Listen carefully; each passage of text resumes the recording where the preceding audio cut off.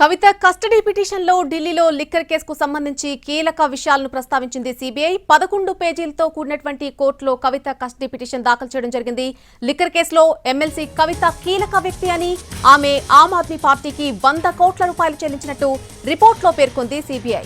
కవితకు చెందిన జాగృతి సంస్థకు శరత్ చంద్రారెడ్డి 80 లక్షల ముడుపులు చెల్లించారని సిబిఐ తెలిపింది. డబ్బుల కోసం శరత్ చంద్రారెడ్డిని కవిత బెదిరించారని కూడా తెలిపింది సిబిఐ. ల్యాండ్ డీల్ చేసుకోకపోతే తెలంగాణలో బిజినెస్ ఎలా చేస్తారో చూస్తానని శరత్ చంద్రారెడ్డిని కవిత బెదిరించారని అన్నారు. అసలు భూమే లేకుండా వ్యవసాయ భూమి కొనుగోలు చేసినట్టు అగ్రిమెంట్లు సృష్టించారని సిబిఐ పేర్కొంది.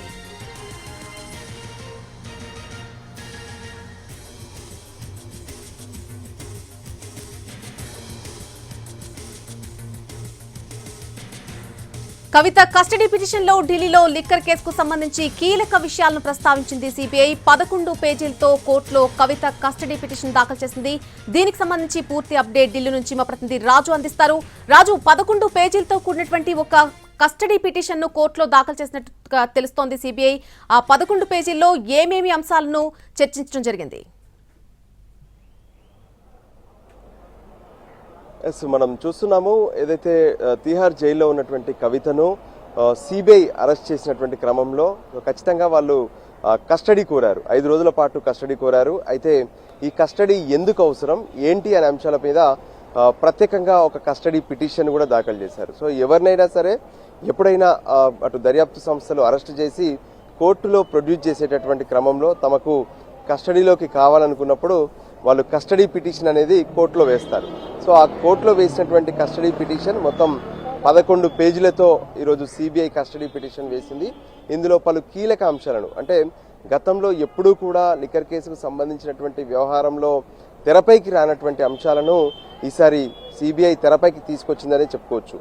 ఎందుకంటే ఇప్పటి వరకు సౌత్ గ్రూప్లో ఉన్నటువంటి వాళ్ళందరూ కూడా ఒక ఆలోచనతో, అంటే ఒకే లైన్లో వాళ్ళందరూ కలిసి పనిచేసేటువంటి ఆలోచన అందరికీ కనిపించింది. కానీ ఈరోజు సిబిఐ ఏదైతే దాఖలు చేసినటువంటి కస్టడీ పిటిషన్లో చూస్తే ఖచ్చితంగా కవిత వీటిని డీల్ చేశారు, ఆమెనే లీడ్ కూడా చేసింది అనే అంశాలను సిబిఐ స్పష్టంగా ఇక్కడ పేర్కొన్నటువంటి పరిస్థితి కనిపించింది. అందుకోసమే ఆమె నుంచి మరికొన్ని విషయాలను విచారించేందుకు సమయం కావాలి, 5 రోజుల కస్టడీ కావాలని చెప్పి కూడా ప్రస్తుతం సిబిఐ కస్టడీ పిటిషన్ వేసింది. అదే ఆర్గ్యుమెంట్స్ ను కోర్టు ముందు కూడా వినిపించింది. మరికొద్ది సేపట్లో సిబిఐ ఆర్గ్యుమెంట్స్ పైన ఇటు కవిత తరపున కూడా వాదనలు వినబోతున్నారు. అయితే ఇందులో పిటిషన్లో ఉన్నటువంటి కొన్ని అంశాలను కీలకంగా చూడొచ్చు. ఏదైతే కవిత ఆమ్ ఆద్మీ పార్టీకి ఏదైతే 100 కోట్ల రూపాయలను హవాలా రూపంలో తరలించారని చెప్పి గతంలో ఈడీ కావచ్చు, సిబిఐ కావచ్చు పదే ఆరోపణలు చేసింది, పలు ఛార్జ్షీట్లలో కూడా పేర్కొన్నారు. అయితే వాటికి సంబంధించి మొత్తం కూడా లీడ్ చేసింది కవిత అనే విషయాన్ని ఈరోజు ప్రత్యేకంగా తమ కస్టడీ పిటిషన్లో పేర్కొన్నారు. ఇక మరోపక్క ఏదైతే శరత్ చంద్రారెడ్డికి ఈ ఢిల్లీ లిక్కర్ కేసులో భాగస్వామ్యం కల్పించినందుకు గాను కవిత నడుపుతున్నటువంటి జాగృతి సంస్థ ఏదైతే ఉందో, జాగృతి సంస్థకు 80 లక్షల రూపాయలను విరాళంగా తీసుకున్నారనే విషయాన్ని కూడా ఈరోజు వేసినటువంటి కస్టడీ పిటిషన్లో పేర్కొన్నారు. అంతేకాదు శరత్ చంద్రారెడ్డిని పలు అంశాల్లో డబ్బుల కోసం కవిత బెదిరించారు. అది ఒకటి, ఏదైతే ఢిల్లీలో ఉన్నటువంటి మద్యం వ్యాపారంలో శరత్ చంద్రారెడ్డి 5 రీజన్లలో తను షాపులు పొందారు. సో 5ంటికి సంబంధించి 5 రీజనల్ షాపుల్లో ఒక్కొక్క షాప్కు 5 కోట్ల లెక్కన మొత్తం 25 కోట్ల రూపాయలు ఇవ్వాలని చెప్పి కవిత బెదిరించారు. సో దానికి ఒప్పుకోకపోతే హైదరాబాద్లో ఉన్నటువంటి శరత్ చంద్రారెడ్డి కంపెనీలు ఎలా నడుస్తాయో అంటూ బెదిరించారనే విషయాన్ని కూడా ఇందులో సిబిఐ పేర్కొంది.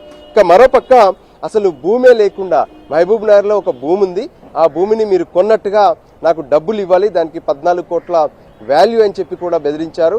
సో దానికి సంబంధించి విషయాలను కూడా ప్రత్యేకంగా ఇటు కోర్టు ముందు సిబిఐ పెట్టింది. ఇక మరోపక్క ఏదైతే అసలు అక్కడ భూమే లేదు, భూమి లేని దానికి నేను ఎలా కొంటాను అన్నప్పుడు మళ్ళీ కవిత శరత్ చంద్రారెడ్డిని బెదిరించారు. సో ఈ విషయాలన్నీ కూడా శరత్ చంద్రారెడ్డి తన వాంగ్మూలం ద్వారా సిబిఐకి ఈడీకి కూడా చెప్పారు. అందులో భాగంగానే ఇప్పుడు కవితను ఇందులో నిందితురాలుగా చేర్చడమే కాకుండా విచారణ జరుపుతున్నామనే విషయాన్ని స్పష్టం చేశారు.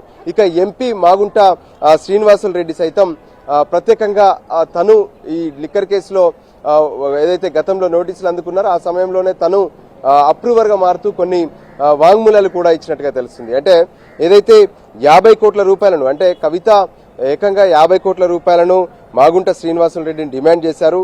కానీ అందులో తను 25 కోట్ల రూపాయలను మాత్రమే ముట్టజెప్పారు అనే విషయాన్ని, అది కూడా మాగుంట రాఘవ అంటే శ్రీనివాసులు రెడ్డి కొడుకు ఎవరైతే ఉన్నారో ఆయన ద్వారా తాను 25 కోట్ల రూపాయలను చెల్లించామని చెప్పి అటు ఏదైతే శ్రీనివాసులు రెడ్డి చెప్పారు. సో దీనికి సంబంధించినటువంటి అన్ని కూడా కవితకు సంబంధించినటువంటి అంశాలు, ఇండో స్పిరిట్కి సంబంధించినటువంటి అంశాలు కావచ్చు, లిక్కర్ స్కామ్ లో కవిత పాత్ర అనే అంశం పైన పలు కొత్త అంశాలను కూడా ఈసారి తెరపైకి తీసుకువస్తూ సిబిఐ రౌజియోని స్పెషల్ కోర్టులో కస్టడీ పిటిషన్ వేసింది.